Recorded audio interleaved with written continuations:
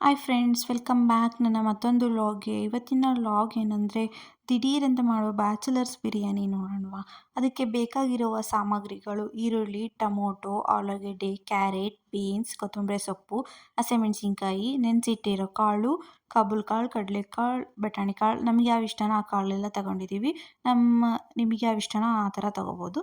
ಆಮೇಲೆ coriander powder, garam masala, spices, ಕಾಳುಮೆಣಸು, ಸೋಂಪು, ಸಾಸಿವೆ, ಜೀರಿಗೆ, ಏಲಕ್ಕಿ, ಲವಂಗ, ಚಕ್ಕೆ, ಸ್ವಲ್ಪ ಕೊಬ್ಬರಿ, ಶುಂಠಿ ಬೆಳ್ಳುಳ್ಳಿ ಪೇಸ್ಟ್, ಒಂದು ನಿಂಬೆಹಣ್ಣು, ರುಚಿಗೆ ತಕ್ಕಷ್ಟು ಉಪ್ಪು, ಮಾಡಲಿಕ್ಕೆ ಎಣ್ಣೆ.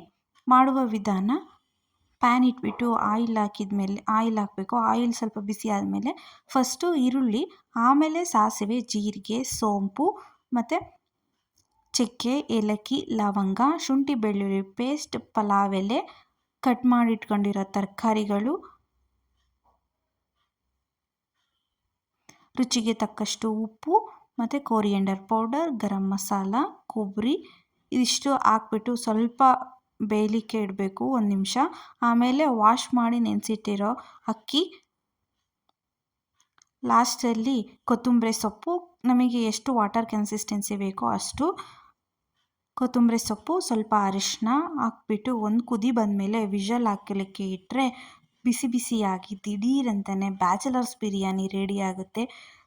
ನೋಡೋಕ್ಕೆ ಚೆನ್ನಾಗಿ ಕಾಣ್ತಿದೆಯಲ್ವಾ? ತಿನ್ನೋಕ್ಕೂ ಅಷ್ಟೇ ಸಖತ್ತಾಗಿತ್ತು. Thank you for watching.